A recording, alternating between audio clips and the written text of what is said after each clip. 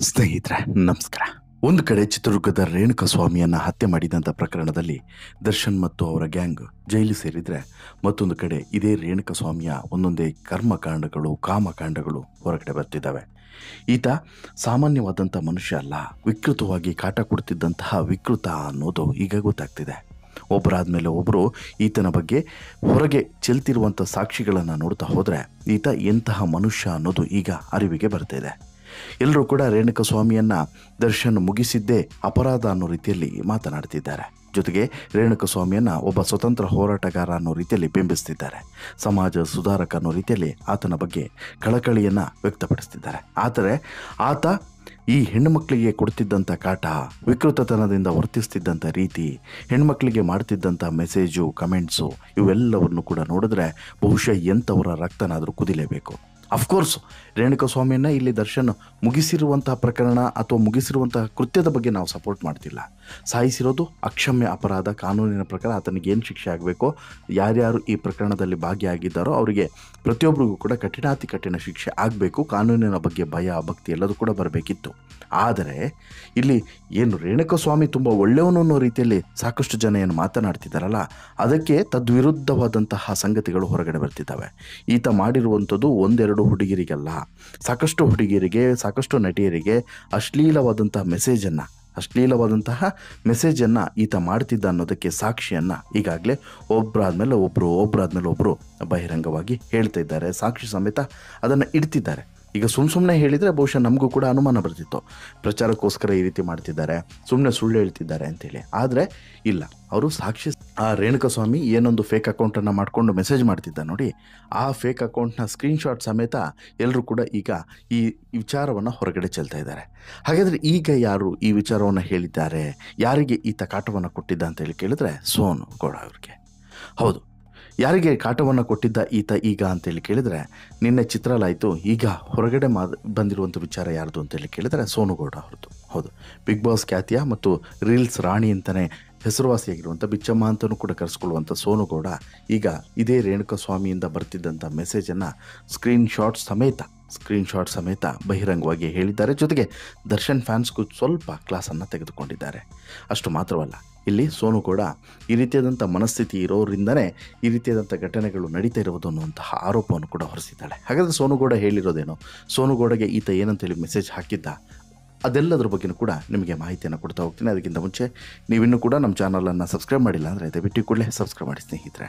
ನಾನು ಈ ಸ್ಟೋರಿ ಆರಂಭದಲ್ಲೇ ಒಂದು ವಿಚಾರವನ್ನು ಹೇಳಿಬಿಡ್ತೀನಿ. ಇಲ್ಲಿ ರೇಣುಕಸ್ವಾಮಿಯನ್ನ ಹತ್ಯೆಯನ್ನು ಯಾವುದೇ ಕಾರಣಕ್ಕೂ ಕೂಡ ನಾವು ಸಪೋರ್ಟ್ ಮಾಡ್ತಿಲ್ಲ, ಅದನ್ನು ಬೆಂಬಲಿಸಿ ಈ ವಿಡಿಯೋವನ್ನು ಮಾಡ್ತಿರೋದಲ್ಲ.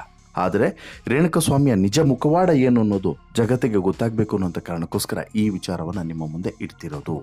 ಹೌದು, ಏನು ಅಂತ ಹೇಳಿದ್ರೆ, ಈಗ ಈ ರೇಣುಕಸ್ವಾಮಿಯನ್ನು ದರ್ಶನ್ ಆ್ಯಂಡ್ ಇಡೀ ಗ್ಯಾಂಗ್ ಏನು ಅತ್ಯಂತ ಕ್ರೂರವಾಗಿ ಭೀಕರವಾಗಿ ಮುಗಿಸಿಬಿಡ್ತೋ ಅದು ಒಂದು ಭಾಗ.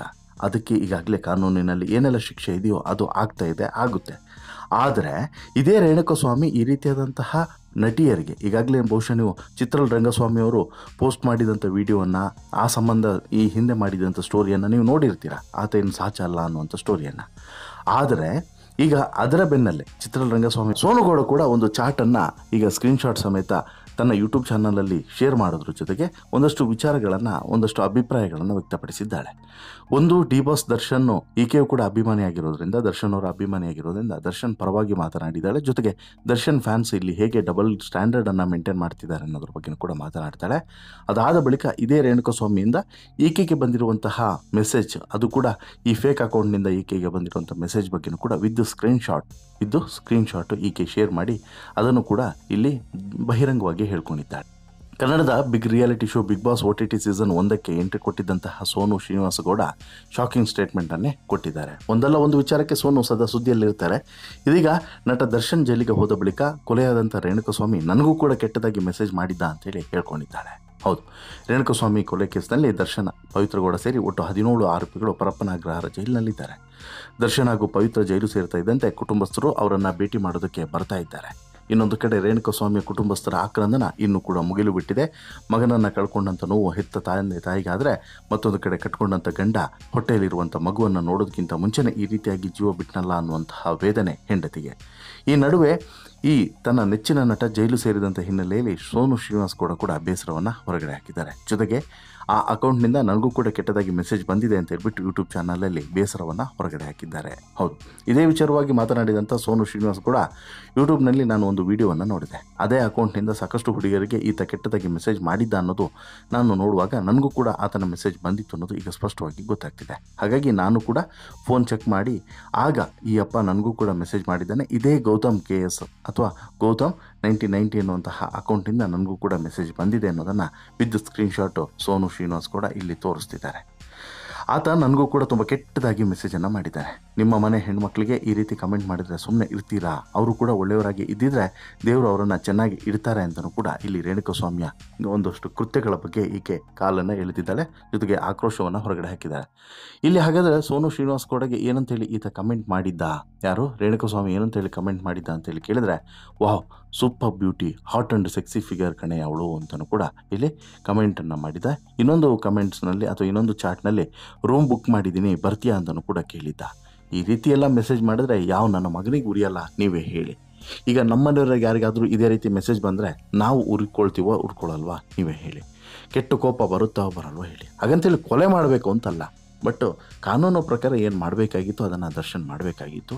ಇಲ್ಲಿ ದರ್ಶನ್ ಎಷ್ಟೇ ಆದರೂ ಕೂಡ ಪವಿತ್ರ ಕಟ್ಕೊಂಡೋಳು ಅಂತೂ ಅಲ್ಲ, ಇಟ್ಕೊಂಡೋಳು. ಹೀಗಾಗಿ ಇಷ್ಟೊಂದು ಸಿಟ್ಟನ್ನು ಆಕ್ರೋಶವನ್ನು ಸಾಯಿಸುವಂಥ ಮಟ್ಟಿಗೆ ಹೋಗುವಂಥ ಯಾವ ಅವಶ್ಯಕತೆಯೂ ಕೂಡ ಇರಲಿಲ್ಲ ಅನ್ನೋದು ಈಗ ಗೊತ್ತಾಗ್ತಿದೆ. ಅಷ್ಟು ಮಾತ್ರವಲ್ಲ, ಸೋನು ಶ್ರೀನಿವಾಸ್ ಕೂಡ ಈ ಅಕೌಂಟ್ನಿಂದ ಬಂದಂಥ ಕೆಟ್ಟ ಮೆಸೇಜ್ಗಳು ಹೇಗಿದ್ವು ಅನ್ನೋದನ್ನು ವಿತ್ ಸ್ಕ್ರೀನ್ಶಾಟ್ ಆಕೆ ಶೇರ್ ಮಾಡ್ಕೊಂಡಿದ್ದಾಳೆ. ನಟಿ, ಬಿಗ್ ಬಾಸ್ ಖ್ಯಾತಿಯ ಚಿತ್ರಲ್ ರಂಗಸ್ವಾಮಿ ಕೂಡ ಇದೇ ರೀತಿ ತನಗೆ ಬಂದಂತಹ ಒಂದಷ್ಟು ಈ ಮೆಸೇಜ್ಗಳನ್ನು ಕಮೆಂಟ್ಸ್ಗಳನ್ನು ಕೂಡ ತೋರಿಸಿದ್ರು. ಅದು ಕೂಡ ಆಕೆ ಚಿತ್ರಲ್ ರಂಗಸ್ವಾಮಿ ಹೇಳೋ ಪ್ರಕಾರ ಅದನ್ನು ತೋರಿಸುವ ರೀತಿಯೂ ಕೂಡ ಇರಲಿಲ್ಲ, ಅಷ್ಟು ಕೆಟ್ಟದಾಗಿತ್ತು ಅಂಥೇಳಿ. ಅಷ್ಟು ಕೆಟ್ಟ ಫೋಟೋಸ್ಗಳನ್ನು ಮತ್ತು ವಿಡಿಯೋಗಳನ್ನು ಆತ ಕಳಿಸಿದ್ದ ನನಗೆ ಅನ್ನೋದನ್ನು ಆಕೆ ಹೇಳ್ತಾರೆ. ನಿನ್ನೆ ಆ ಸ್ಟೋರಿ ಹಾಕಿದಾಗಲೂ ಕೂಡ ಚಿತ್ರಲ್ ರಂಗಸ್ವಾಮಿ ಸಂಬಂಧ ಸ್ಟೋರಿ ಹಾಕಿದಾಗಲೂ ಕೂಡ ಕೆಲವೊಂದು ಜನ ಕಮೆಂಟ್ ಮಾಡಿದರು, ಯಾಕೆ ಅವ್ರು ಕಂಪ್ಲೇಂಟ್ ಕೊಡಲಿಲ್ಲ, ಯಾಕೆ ತೆಪ್ಪಗಿದ್ರು ಅಂತೇಳಿ. ಅವರೇ ಹೇಳ್ತಾರಲ್ವ, ಮಾರ್ಚಲ್ಲೇ ಕಂಪ್ಲೇಂಟ್ ಕೊಟ್ಟಿದ್ದಾರೆ, ಬಟ್ ಪೊಲೀಸರು ಅದನ್ನು ಸೀರಿಯಸ್ ಆಗಿ ತೆಗೆದುಕೊಂಡಿಲ್ಲ. ಪೊಲೀಸರು ಅವತ್ತು ಸೀರಿಯಸ್ ಆಗಿ ತೆಗೆದುಕೊಂಡು ಒಂದು ಖಡಕ್ ವಾರ್ನಿಂಗನ್ನು ಕೊಟ್ಟಿದ್ದರೆ ಅವರು ಇದು ಇಲ್ಲಿವರೆಗೆ ಬರ್ತಿರಲಿಲ್ಲ ಅಂತಲೂ ಕೂಡ ಅನಿಸುತ್ತೆ. ಬಟ್ ಆರಂಭದಲ್ಲಿ ನೆಗ್ಲೆಕ್ಟ್ ಮಾಡಿದ್ರು, ಆರಂಭದಲ್ಲಿ ಅಷ್ಟು ಸೀರಿಯಸ್ ಆಗಿ ಇದನ್ನು ತೆಗೆದುಕೊಳ್ಳಲಿಲ್ಲ. ಇದು ಕಾಮನ್ ಮೆಸೇಜು ಎಲ್ರಿಗೂ ಕೂಡ ಬರೋ ಹಾಗೆ ಇವ್ರಿಗೂ ಕೂಡ ಬಂದಿದೆ ಅಂತೇಳಿ ಸುಮ್ಮನೆ ಆಗಿದ್ರು. ಬಟ್ ಸೋನು ಇಲ್ಲಿ ಕಂಪ್ಲೇಂಟನ್ನು ಕೊಡುವಂಥ ಕೆಲಸವನ್ನು ಮಾಡಿಲ್ಲ. ಆಕೆ ಕಂಪ್ಲೇಂಟ್ ಕೊಟ್ಟರೆ ಬಹುಶಃ ಸ್ಟೇಷನ್ ಸಾಲೋದಿಲ್ಲ ಅನಿಸುತ್ತೆ, ಅಷ್ಟು ಕಂಪ್ಲೇಂಟನ್ನು ಆಕೆ ಕೊಡಬೇಕಾಗುತ್ತೆ. ಅಷ್ಟು ಕೆಟ್ಟ ಮೆಸೇಜ್ಗಳು, ಅಷ್ಟು ಕೆಟ್ಟ ಕಮೆಂಟ್ಗಳು ಸೋನುಗೆ ಬರ್ತಾ ಇರುತ್ತೆ.